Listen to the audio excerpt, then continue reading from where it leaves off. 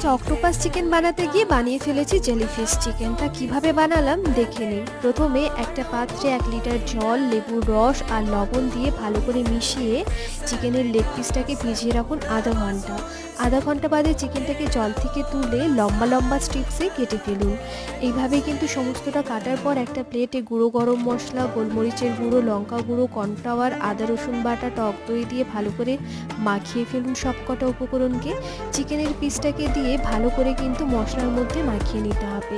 এইভাবেই ম্যারিনেট করে আধা ঘন্টা রেখে দিন। আধা ঘন্টা বাদে গরম তেলে ফ্রাই করতে হবে। প্রথমে নিচের পোর্শনটা ভাজা হবে, তারপরেই কিন্তু পুরো চিকেনটা ফ্রাই হবে। এখানেই আমি একটা ছোট্ট ভুল করার কারণে কিন্তু এটা জেলিফিশ চিকেন হয়ে গেছে অক্টোপাস থেকে। তা যাই হোক বন্ধুরা, অক্টোপাস হোক বা জেলিফিশ, খেতে কিন্তু অসাধারণ হয়েছিল। স্বাদে কিন্তু কোনো রকম তফাৎ আসেনি। আজ অক্টোপাস চিকেন বানাতে গিয়ে বানিয়ে ফেলেছি